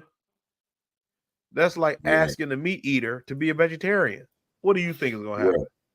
You know what I'm saying? But So, I mean, yeah, they with that being said, so it's real funny, Stead, when it, you know what I mean, because that can be, you know what I mean, the Pan-Africanist argument against what we're talking about.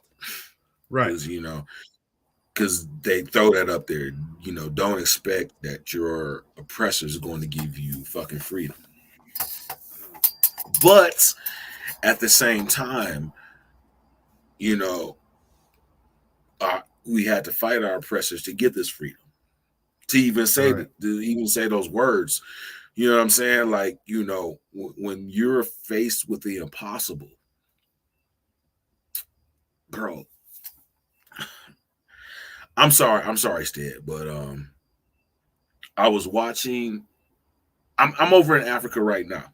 Right now, I'm talking to you from fucking Kenya, and on my ride, on my way to Kenya, I watched a documentary about the all-woman. It was called the WACS, the Women Army Auxiliary, or something like that. It was basically about the all-black battalion of black women that served in the postal department. It was called the 6888. The 6888. If anybody that is within earshot can go look up this black battalion, the 6888. They served. They did. You know what I mean? Basically, they served the mail. They gave the mail out to the soldiers back in World War II, and they were treated terribly, bro. Terribly, man. They were treated, very bad. But nonetheless, they did their job. They were given an impossible mission. You know what I'm saying? By the time they went over to England, because they were the first part of the women's Department of War, you know what I mean, to do this particular job. They worked 3 shifts. I mean, if you can look it up, they're literally called the 6888. The 6888. And bro, I fucking cried, bro. I don't cry easy, bro. I don't cry easy when it comes to this shit. I don't cry easy because I've seen it all. I've been there. I'm a veteran myself, but what I saw these black women went through, they got deployed overseas into England. They got put in a situation that was not fair to them. But you know what I mean? They did everything for this fucking country, bro. And it did not get recognized only until like Clinton's time. They got recognized, way after, way after the fact. And I'm thinking, like, what else do we need to do? Yeah, 6888. No mail, low morale. Exactly as they talked about it in the documentary I watched, bro. And I cried out. I was shedding tears on that fucking plane because I was like, man, what else do we have to do, bro? To show that we are citizens of this country, that we've given everything that we got, only for you to shit on us. These white people shit on us. You know what I'm saying? Like, they went through discrimination because this is like World War II. Right. I just finished watching another documentary about World War I.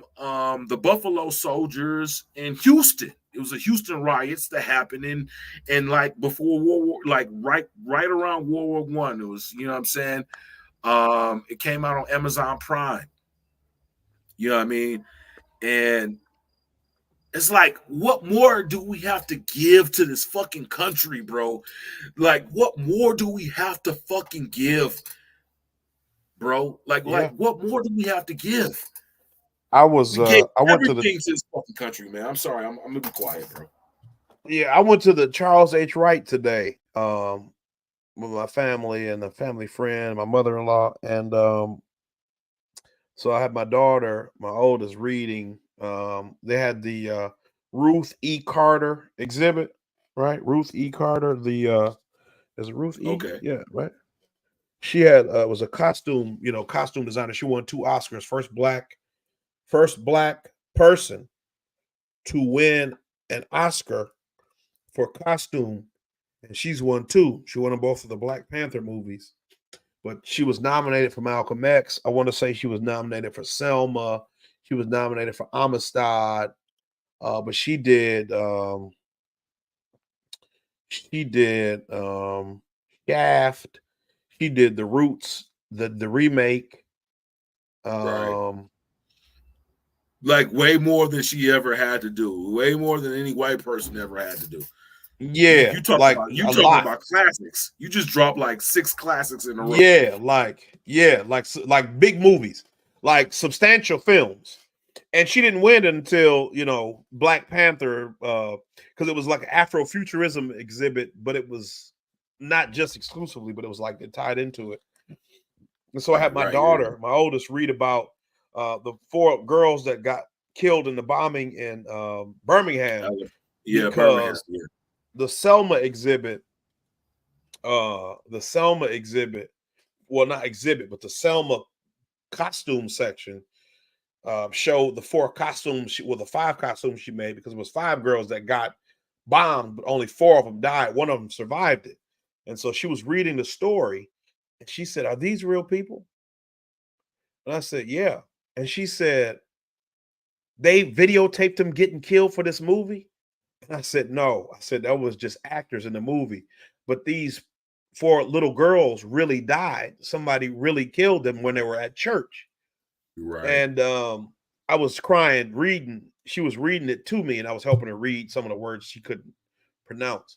And it brought a tear to my eye, because, like you said, you wonder what it will take before you don't have to do this much to prove that or to justify, or not even, let's just say you're not trying to justify, you're not trying to prove it. You just want to live here.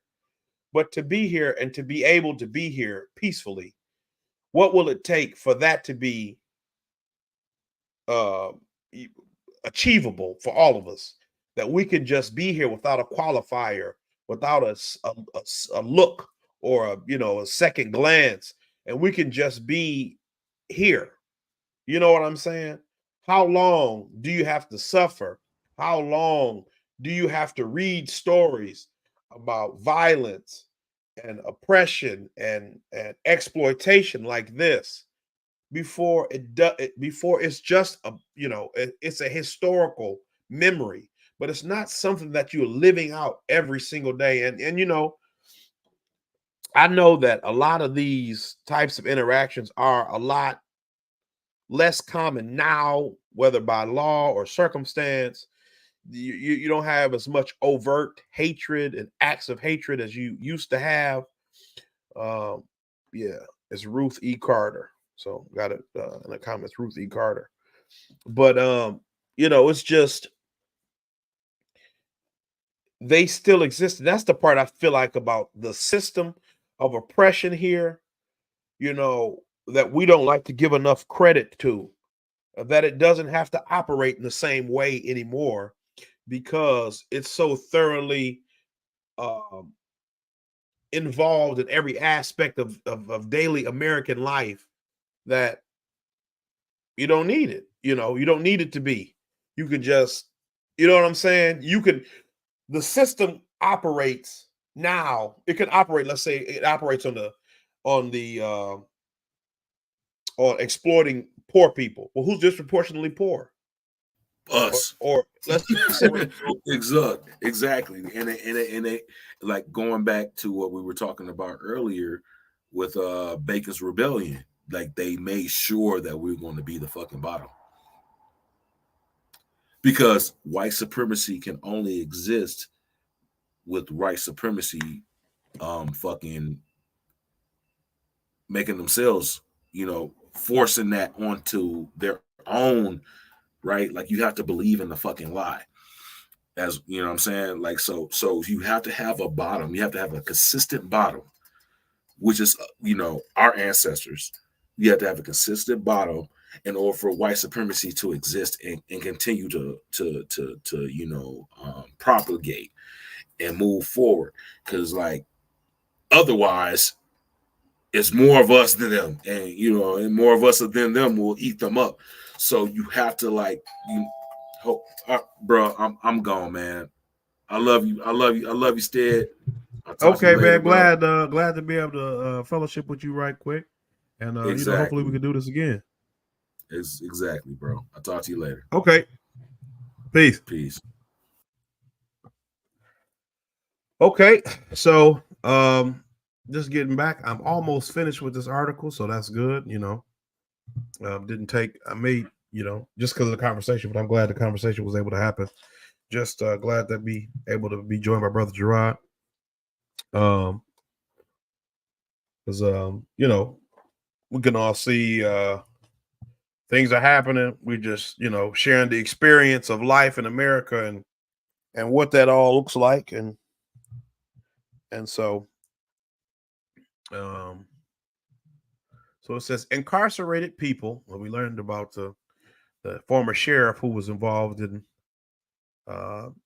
embezzlement and some sex scheme that constituted 4 consecutive life sentences. But did they say his name? Let's see. Jack Strain. I got to look this up. I just got to look it up because I got to know. My brain kind of won't rest. Jack Strain. I want to talk about weed.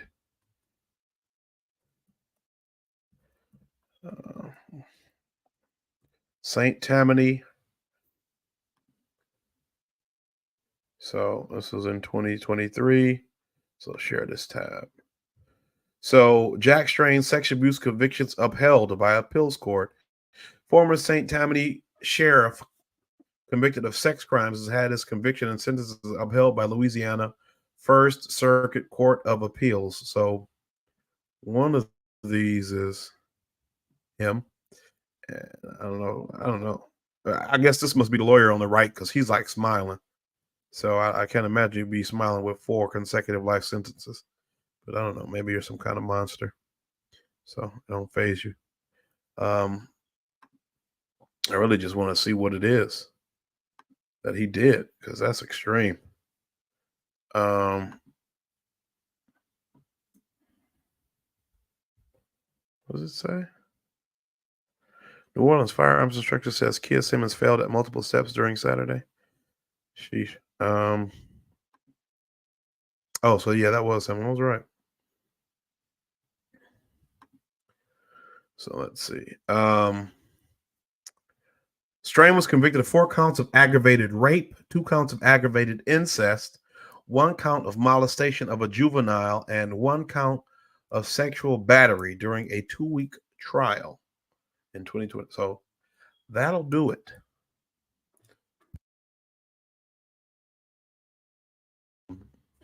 He appealed his convictions, citing errors in the ruling and insufficient evidence for some of the counts against him.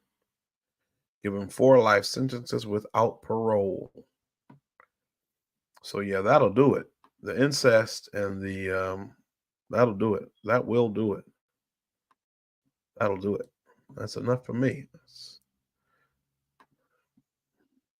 My mom told me a story years ago, and I'm just going to paraphrase. The moral of the story was, don't look for what you don't want to find. And maybe I shouldn't have looked. I should have just assumed it was terrible, because that never even crossed my mind. but a former. So incarcerated people have also have been contracted to companies that partner with prisons. In Idaho, they've sorted and packed the state's famous potatoes, which are exported and sold to companies nationwide. In Kansas, they've been employed at Russell Stover Chocolates and Cal-Maine Foods, the country's largest egg producer. They like harvested eggs, though the company has since stopped using them. In recent years, they were hired in Arizona by Taylor Farms, which sells salad kits in many major grocery stores nationwide and supplies popular fast food chains and restaurants like Chipotle Mexican Grill. Some states would not provide, I almost went to Chipotle earlier today. Some states would not provide the names of companies taking part in transitional prison work programs, citing security concerns. So AP reporters confirmed some prisoners' private employers with officials running operations on the ground and also followed inmate transport vehicles as they zigzagged through cities and drove down country roads. The vans stopped everywhere from giant meat processing plants to a chicken and daiquiri restaurant. This is the Myrtles plantation. Spanish moss hangs from trees lining a courtyard at the Myrtles, a former antebellum home slave plantation turned wedding venue and tourist site. So antebellum just means before the war or before war, and it's used primarily to indicate before the Civil War. Why would a person want to be married at a plantation? I don't understand it. I do not understand it. I've never wanted to visit a plantation. I've never wanted to see one in real life. I do not understand the fascination. One pulled into the manicured grounds of a former slave plantation that has been transformed into a popular tourist site and hotel in St. Francisville, Louisiana, where visitors pose for wedding photos under old live oaks draped with Spanish moss. As a reporter watched a West Felician Parish van emblazoned with, quote, Sheriff Transitional Work Program, end quote, pulled up. Two black men hopped out and quickly walked through the restaurant's back door. One said he was there to wash dishes before his boss called him back inside. The Myrtles, as the antebellum home is known, sits just 20 miles away from where men toil in the fields of Angola. Quote, slavery has not been abolished, end quote, said Curtis Davis, who spent more than 25 years at the penitentiary and is now fighting to change state laws that allow for forced labor in prisons. Quote, it is still operating in present tense, end quote. He said, quote, nothing has changed, end quote. Former Angola prisoner Curtis Davis talks about his time at the Louisiana State Penitentiary during a 2021 interview near a former antebellum slave plantation near Angola. And so this is it. So that's the end of the article. So not too bad for time. 2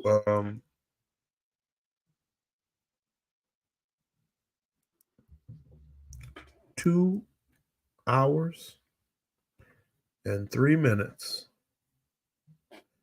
But let's see. There was a couple quotes I wanted to read from Dr. Martin Luther King, Reverend Dr. Martin Luther King, concerning concerning capitalism, because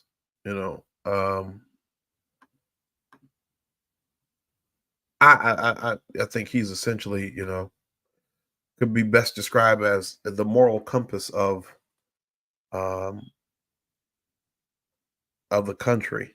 And I think what happened to him is definitely an indication of what this country thinks of people like him. This is from Katie Halper. The 11 most anti-capitalist quotes from Martin Luther King Jr. So let's see. And he says the first of the 11, this is on Common Dreams. Quote, I imagine you already know that I am much more socialistic in my economic theory than capitalistic. Capitalism started out with a noble and high motive, but like most human systems, it fell victim to the very thing it was revolting against. So today, capitalism has outlived its usefulness, end quote. Letter to Coretta Scott, July 18th, 1952. So again, we talked about this, me and Brother Gerard, and just how, capitalism was supposed to be an alternative to feudalism. And like Dr. King says, it fell victim to the very thing it was revolting against. So, quote, in a sense, you could say we're involved in the class struggle, quote, to New York Times reporter Jose Iglesias in 1968. So, quote, end quote. And quote, and one day we must ask the question, why are there 40 million poor people in America? And when you begin to ask that question, you are raising questions about the economic system, about a broader distribution of wealth. When you ask that question, when you begin to question the capitalistic economy, and I'm simply saying that more and more, we've got to begin to ask questions about the whole society. End quote. Speech to the Southern Christian Leadership Conference, Atlanta, Georgia, August 16, 1967. Number 4, quote, capitalism forgets that life is social and the kingdom of brotherhood is found neither in the thesis of communism nor the antithesis of capitalism, but in a higher synthesis. End quote. Speech to Southern Christian Leadership Conference, Atlanta, Georgia, August 16, 1967. Quote, call it democracy or call it democratic socialism, but there must be a better distribution of wealth within this country for all God's children, end quote. Speech to the Negro American Labor Council, 1961, 6.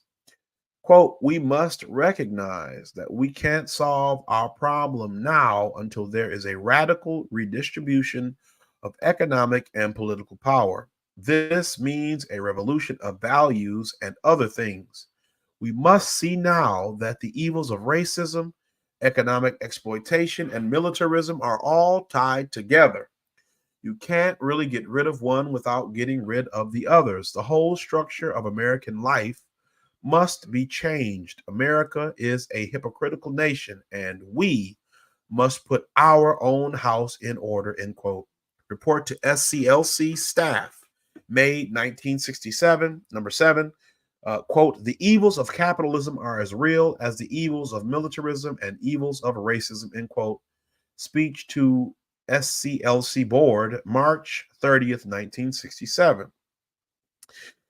And number 8, quote, I am now convinced that the simplest approach will prove to be the most effective.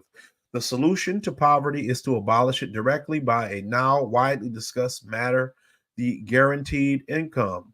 The curse of poverty has no justification in our age. It is socially as cruel and blind as the practice of cannibalism at the dawn of civilization. And when men ate each other because they had not yet learned to take food from the soil or to consume the abundant animal life around them, the time has come for us to civilize ourselves by the total, direct, and immediate abolition of poverty, end quote. From Where Do We Go From Here, 1967. 9, quote, you can't talk about solving the economic problem of the Negro without talking about billions of dollars.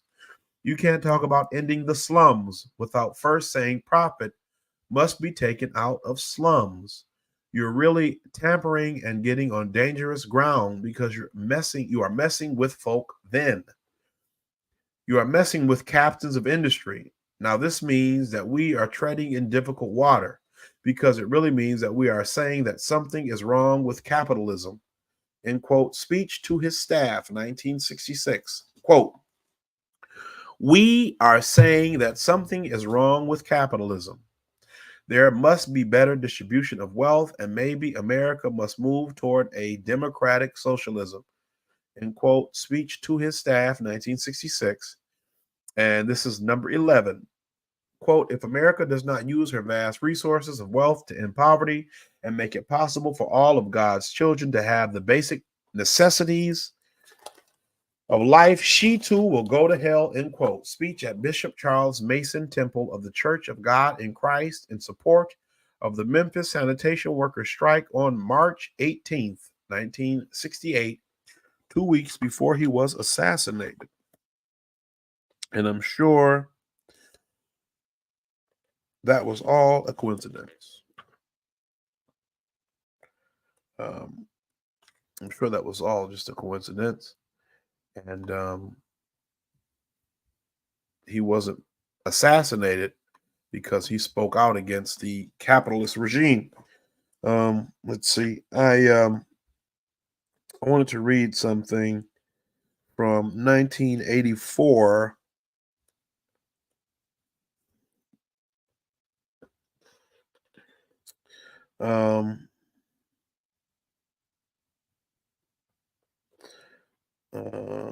If I can find it. If not, then we'll just cut it short, or not short, but we'll end, because it ain't cut short. It's 2 hours and 11 minutes in, huh? I think we did a pretty good job. Brother Gerard joined us today, so we've gotten in some combination a full complement of the Freedmen's Collective over the span of about a week, and all at various points in doing what we're doing, trying our best to survive and dealing with the stress of this life. So, I may not be able to find it, which, it is what it is. It had to do with the way in which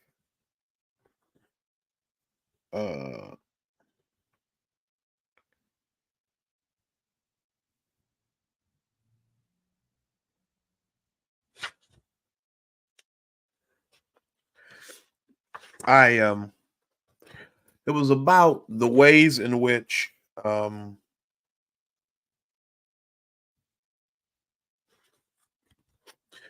the government had set up to so occupy the minds of the citizenry that they would never seek to revolt in any way, right? They had given people the technological advancements in 1984 were so vast that, everyone's needs were met, the technological capabilities. There were no need, nobody needed to work. There was machines, there was food, there was peace. And so there was no need for a class distinction. And so the elites really couldn't find a justification to continue to exist in the same way that they did. And so it was really a key component.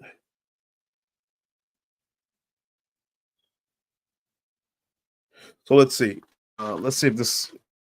We're looking at exploitation, so this still fits. Let's see.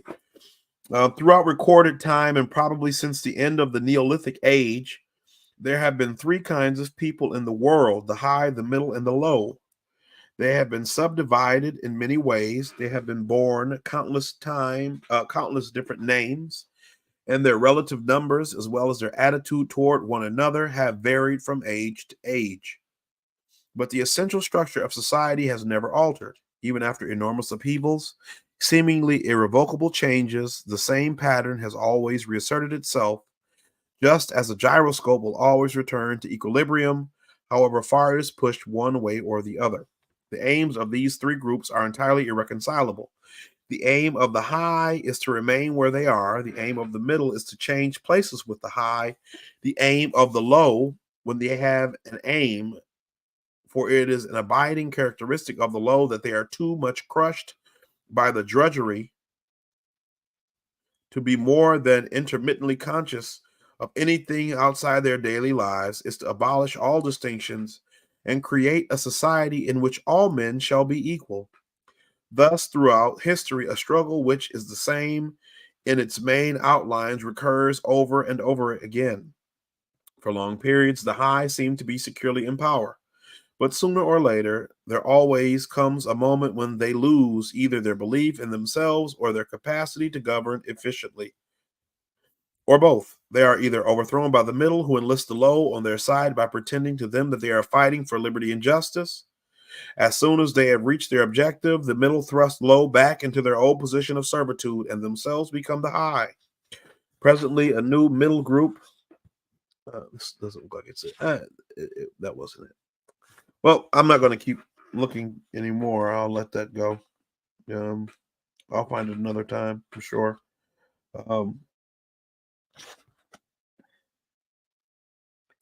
But anyway,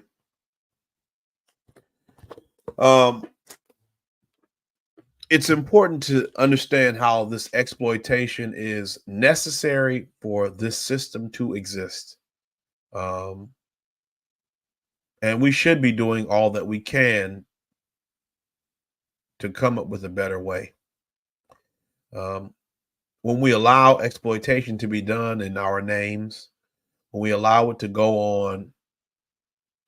on unabated in any way, what we are doing is leaving the door open for the exploitation to come to us at any given moment.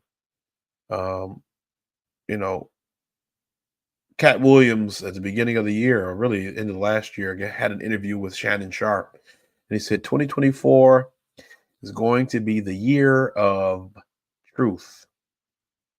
And so we need to be constantly seeking for truth. That's what I would like a look underneath with Conspiracy Brother to be about. Truth. Finding truth. Looking for truth. How can we get to a point in our lives where we want the truth? We don't want to live in the delusion, the dream.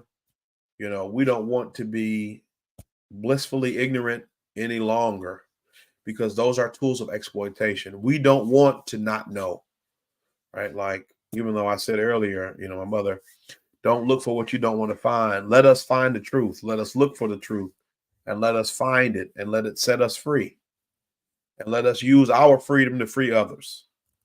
So thanks again for joining me today. I don't know when we're going to do another Freedmen's Collective, but I'm going to be, as a topic I wanted to go over, I'm going to be trying to do more structured show. I think, just with this, because it was concerning an article, it was more structured because it was really just reading an article and trying to go over it.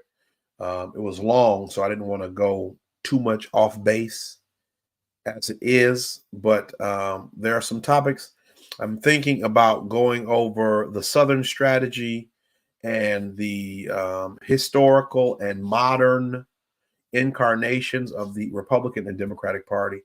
Because one of the issues that I have is when people try to say that the Republican Party abolished slavery, which is true, irrespective of the fact that the same states that were Democratic states in the 30s and the 40s, and really most of them until like Nixon 68.